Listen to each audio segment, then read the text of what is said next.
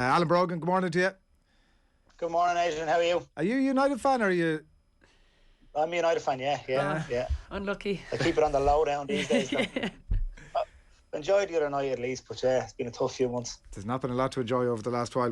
Before we get into it, what's your sense of what happens now over the next while? Poch and Rodgers and Brendan Rodgers are the two names that are mentioned in the papers this morning. Who do you want in?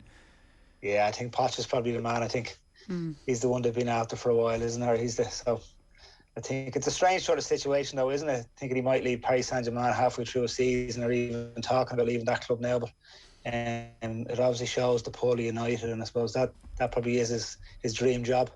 Yeah, it does seem a bit odd, but it does seem that all the indications are that whenever he's asked about it, he's not knocking it out of the ballpark in terms of his commitment to stay at PSG, and he's possibly briefing people in the background as well that he's out of there. So we'll watch that with interest over the next while. Alan, you're with us this morning. You're at the launch of Six Sock this week, a specially designed Dublin sock gift box. Premium quality knitted socks, cotton socks, it says in front of me here. I never had you down as such a sock advocate. At this stage, yeah, you need something else. I've moved on from the football socks, so we're going for casual socks now. Yeah, look, it's a cool little collaboration with the guys down Six Sock. They're a Limerick-based company, and they've kind of made, if your listeners have a look at the website, they've kind of mainly focused on retro soccer socks today. But I've done a little Dublin collection with them, kind of 3 pairs of socks, loosely based on some of the Dublin retro jerseys. There's a Limerick collection there as well with Declan Hallen. So it's a nice little touch. There's a little corporate social responsibility element as well for every 3 pairs of socks that are sold in a nice little gift box online. There's 3 pairs of socks given to a homeless charity down in Limerick, or maybe one up in Dublin if we can figure that out. So yeah, it's cool. It's nice to be involved in it. They're online from this morning, so sixsock.com. Yeah, that's lovely. A lovely initiative. I have to say, this morning at 8:45, it's an absolute delight to be, in a way that it wouldn't normally have been in previous years, to have 2 Dublin footballers on the line, or one former Dublin footballer on the line, given everything that's gone on over the last little while. Brian Fenton, and we touched on a little bit with Hannah earlier on, but Brian Fenton was with us last week, Alan. He was talking about how this might be actually a good thing for the city to hit this refresh button. Are you having that? That's the way we're trying to spin it anyway, Adrian. I'm not having it. I think honestly, losing, like, a lot of these guys have never even lost a big game before until this year, and obviously it was disappointing at the time. But I think when you look at it in the cold light of day, in the weeks and months after, like, it probably does a couple of things to give the guys, as Brian said, a chance to refresh and to kind of find that hunger within again. And it also gives the management an opportunity to really put their own stamp on the team now. Like, it was probably difficult for Desi coming in, even though they won the All-Ireland in his first year, to make any big changes, because the players had so much success in their gym, and why change something when it's not broken? But now I suppose in a way it has been broken, so it gives Desi an opportunity to maybe try some of his own ideas, maybe move on some of the players that he might have liked to move on, and kind of bring in some fresh blood. And I think, as we saw with Jim over the last number of years, every team needs that. It needs new guys coming through and pushing the guys that are in the team as it stands. So look, it wasn't ideal losing last summer, but I think it'll have its benefits going forward. And look, because it throws the championship wide open again. I think we saw Conor McManus talking during the week, did we, about how Tyrone winning the All-Ireland kind of gives everyone a bit of a lift, in that, right, Dublin can be got at, even though Tyrone didn't beat Dublin. And I think, looking forward to next year, Tyrone didn't beat Dublin in the championship this year, so I think that's a game that Tyrone will want, that they'll want to beat Dublin in a championship game, kind of knowing how ambitious that group of players are, and obviously the Dublin players will want to win that All-Ireland crown back. So it makes for a very interesting year next year. Just touching on what you said there about Desi wanting to move on a couple of players, it made me think, as one of the older players on Dublin team, I'm like, geez, he's trying to get rid of the deadwood there. Maybe made a couple of your Dublin teammates, or your former Dublin teammates who are a bit older on the panel, a bit nervous, thinking they're going to be kicked off the panel. Yeah, to be honest, I think most of those guys would know when their time is up anyway, and I'm sure, like, they're obviously very mature individuals and very experienced footballers, so they won't be afraid to have that chat with Desi and see where exactly they stand. And I'm sure Desi won't be afraid to give them the truth. And look, every team moves on, every player moves on, and it happened to myself at a starting stage where you just know, right, my time is up now. I've given all I could. Was there another year in me maybe sitting on the bench getting a few minutes? There probably was, but I was happy with me lot at that stage, and I'm sure the guys that we're talking about, without naming them, will know whether their time is up this year, or if they have another year in the tank. Yeah. what are the things that when you talk about it being broken, Alan, and in the context of the All-Ireland anyway, what are the things that he'll be looking at, do you think, now and over the next couple of months in the lead into and I suppose sampling around the O'Byrne Cup? Yeah, I think unearthing a few new players is probably very important. We haven't really seen anyone make the breakthrough over the last year, 18 months, 24 months. And if you think back to, say, the likes of other special players, but the impact the likes of Conor Callaghan had, the impact that the likes of Brian Howard had, even the impact Niall Scully had, who wouldn't have been a name that was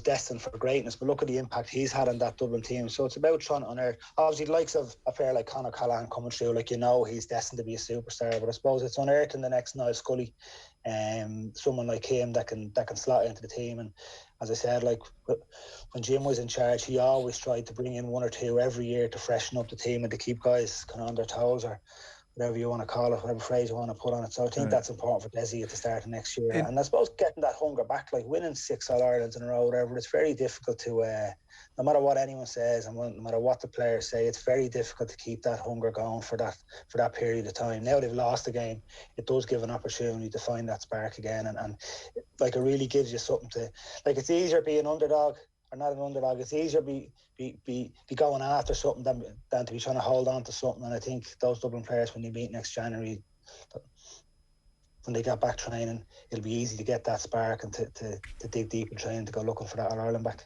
Are there any positions particularly that you're thinking that need strengthening?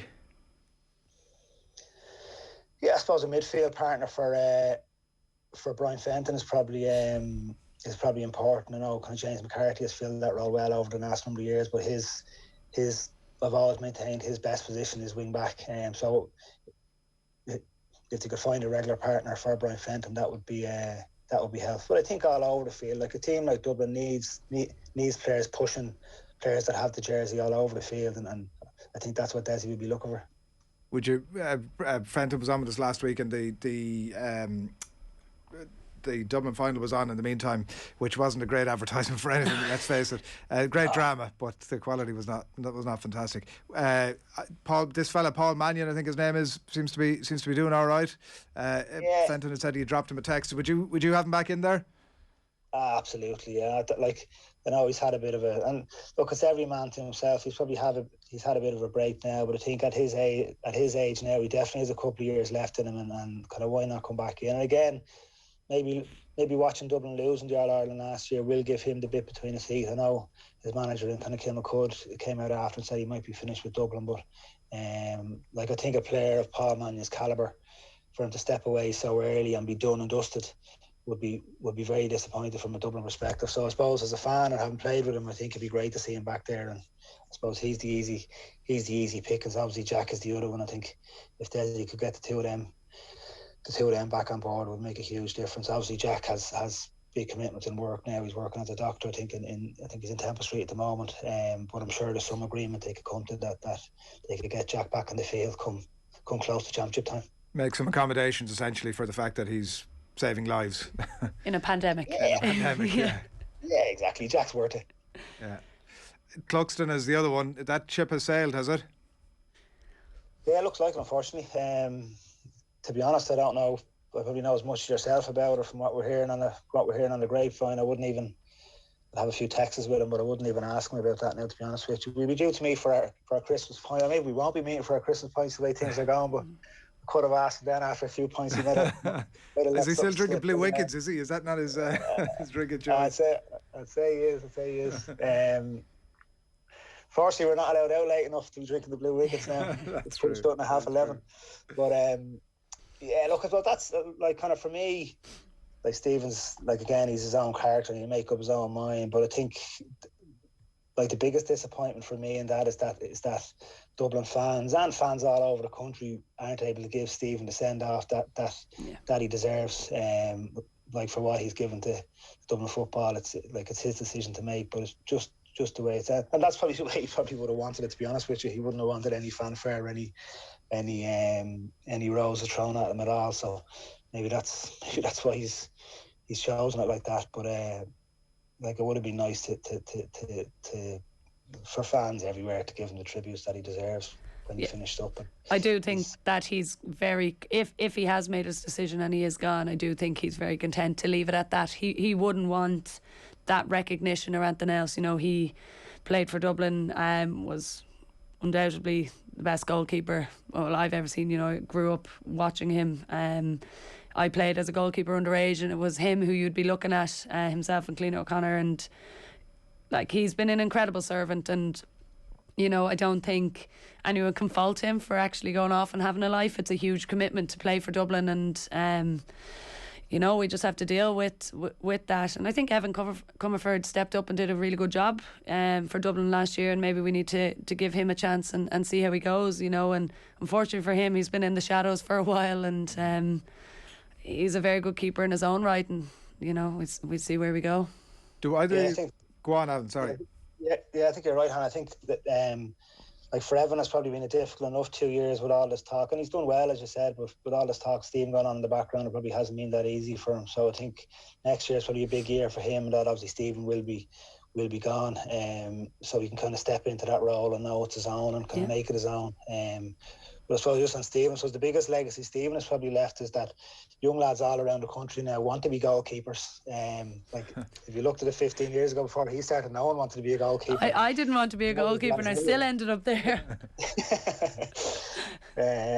And even some of the goalkeepers that have come after him, like there's no doubt, and we've heard him talk about it, likes of Niall Morgan and kind of Rory Bigham and these guys. He's inspired those guys as well, and he's just brought to a new level. There's no doubt he changed the game for goalkeepers and the game of Gaelic and how it's played and everything else. And yeah, he's been a credit to Dublin, and we were very, very lucky to have him for as long as we did.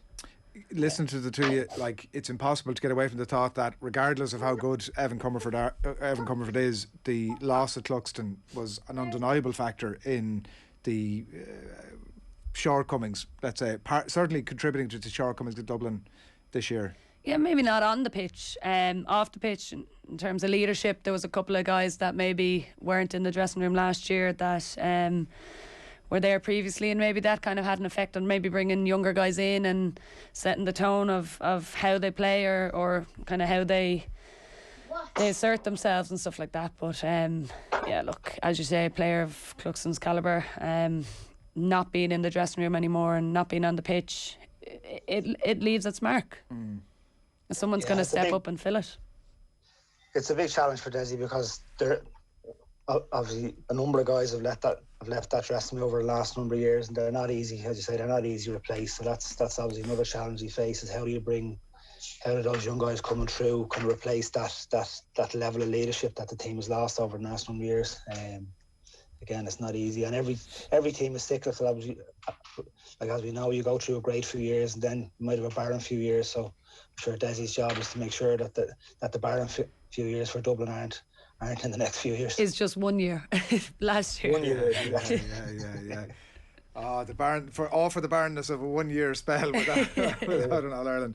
What's your just before we let you away, I'm interested about your thoughts on the sort of depth chart now heading into 2022 as to how you rank, forgetting about how they finished, just your own view on the ranking of, let's say, 1 to 3 of the top teams in the country at the minute. Alan, you go first there. Yeah, I suppose obviously like championship changed things, and like if you look at Tyrone, they did have an exceptional year last year, albeit they didn't beat Dublin, so it's hard to look past them at number 1 now. Then obviously 2 and 3 between Dublin and Kerry. I think I'd still probably slightly favour Dublin over Kerry, so I'll go for Dublin 2, and Kerry just pipping Mayo at number 3. Yeah, I fully agree with that. Tyrone, well worth their win. Yes, they didn't play Dublin, and I'm sure if they meet next year, it's going to be a cracker of a game. But you know, Dublin, we know the talents they have. They're definitely going to be up there. I'd put them at 2, and Kerry obviously have some great young players coming through. And unfortunately, per Mayo, I can't see that All Ireland coming next year. It's desperate. I presume you're in the same boat. Alan, Oisin Mullen gone. Yeah, big Colin loss. Boyle retiring during the week. Just feels like there's just too many. Lee Keegan versus the world. Yes, yeah.